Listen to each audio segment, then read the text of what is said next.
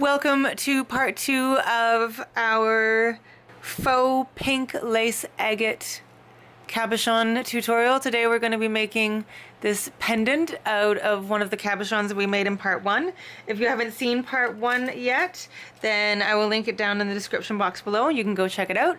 So we're going to be creating some cabochons that look like this. These three here I've already got some resin on, and then these ones here I do not yet because I'm going to be baking them with more clay, and you don't want to bake a piece of clay that has resin on it already.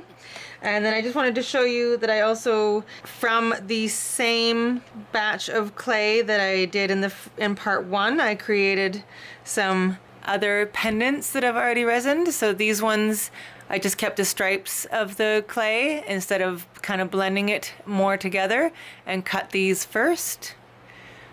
So if you go to part 1, you'll see what I mean. I kept a part set aside, and that's what I cut these from. Okay, so let's get going. I'm going to use this circular cabochon for this one. I've got a little bit of pearl clay. This is a Primo Sculpey, and I'm going to cut a piece. In the first tutorial, I used this Moroccan Nights polymer clay cutter set from Sweetie Bijou, but I think I'm going to use this it's another kind of Moroccan style cutter. So I think I'm going to use that for this one. Yeah, I think I'm going to use that. Okay, so I'm just going to do a cut here.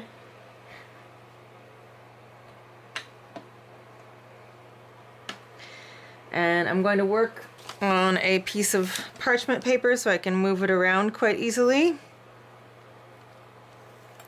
Alright, so first I'm going to put a little bit of liquid Sculpey on the back of this to stick it to this piece of clay. Because I didn't do the backs when I made the cabochons, I just left them like this because I knew I was going to be doing this with it, so I didn't feel the need to have a nice back. Don't need very much.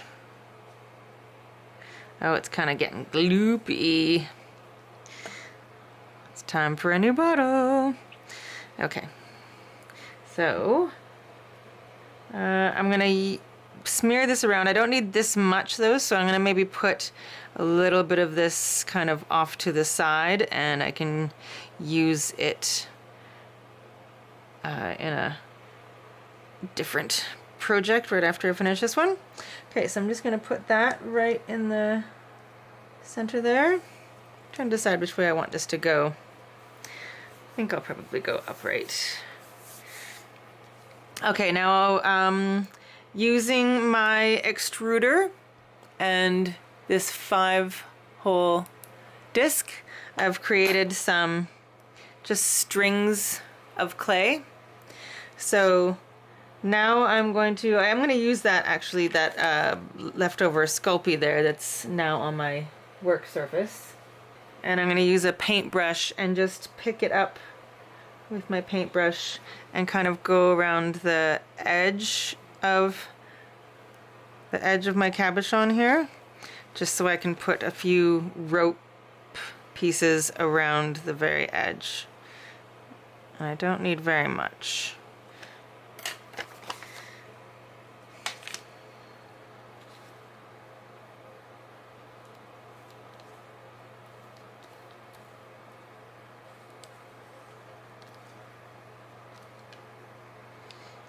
Okay, and I'm just going to cut that off. And I'm going to do that maybe a few times. I do have a silicone tool somewhere around here. Here we go. Okay, so I'm going to use my silicone tool just to smooth that together and make sure it's right at the base of my cabochon.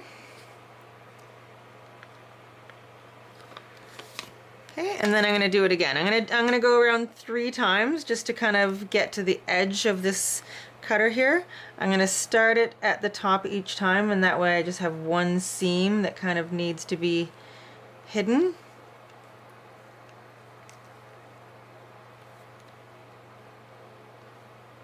So I want this second row to lay beside the first one. Now this cabochon isn't completely even. I wonder if I can still move it over a little bit. There we go.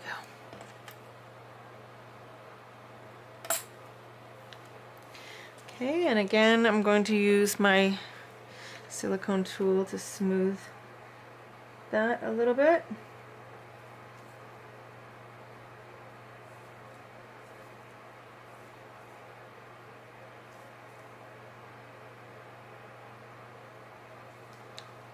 Okay, and I'm going to go around one more time.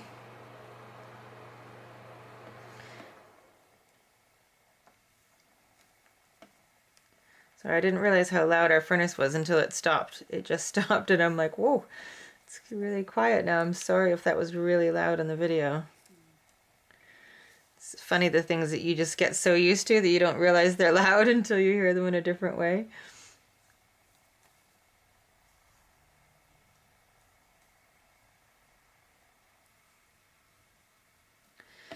Okay.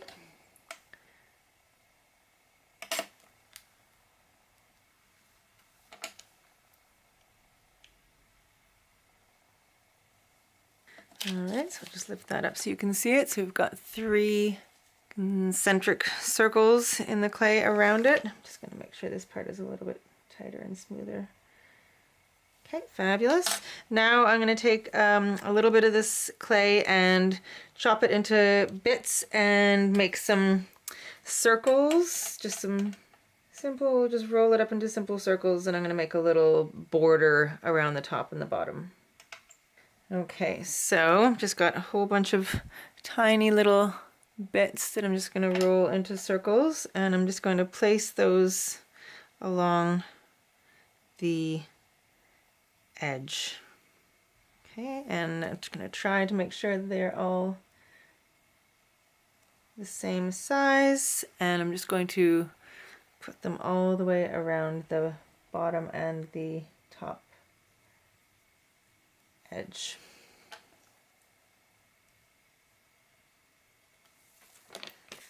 Okay, so I'm just going to continue adding these tiny little balls all the way around the outside here, and then maybe against the bottom here too. I haven't decided yet, but I'll come right back when that is done. Okay, so this is what I have so far. So I've got the little dots around the edge, and I just took my blade, the dull end of my blade, and just kind of pushed them all up against the clay so they're really compact. Then I just used some of the string to go along the edge where they joined the clay, and then where they joined the circle part, I just added other tiny dots that I just kind of squished with my finger just a little bit. So make whatever design you want. I mean, this is a really simple one just with the dots and string, like, so whatever it is you feel like doing. Then I've got a little bit of gold mica here, and I'm taking a pan pastel applicator, and I'm just going to dip the back side into that gold mica, and I'm just going to go around where all the design is and just add the gold mica to the design areas very, very gently. I'm trying not to get into the pearl clay. I'm trying to go so that it is just going on the accent pieces. So I'm just trying to go just along the edge. I'm not pressing hard at all because I don't want to, I want all the texture to still be seen.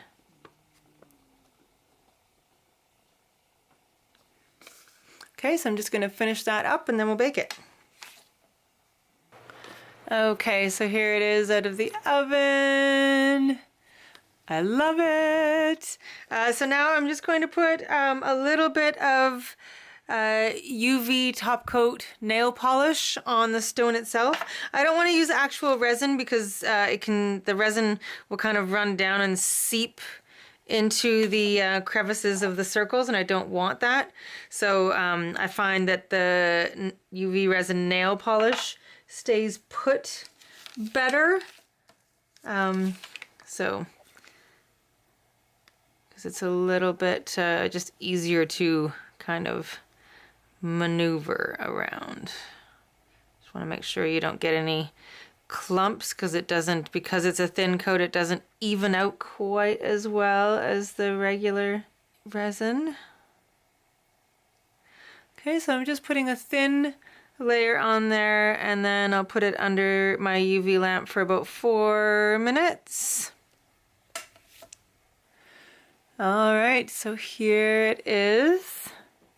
I'm quite happy with it. And then this was here's the other one that the other pendant that I made.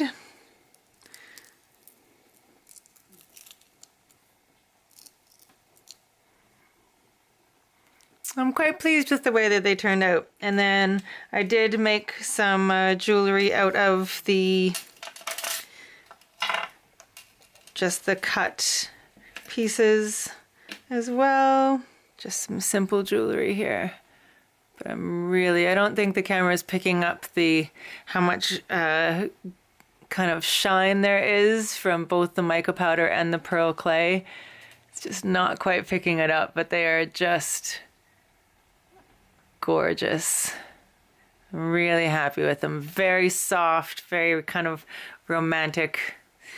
All right, so there we go. I hope that you have enjoyed this tutorial and you'll give this faux gemstone a try. And I hope you'll give this technique of pendant making a try as well. So I'll just put a hole either up here and hang it from a chain, or I might do it this way, but because I have that one extra dot there, I feel like it should go, oops, I feel like it should go this way. So I think I'll use it that way. But yeah, very simple, but very awesome. All right. So I hope you enjoyed. Have a beautiful day. I'll see you soon. Bye.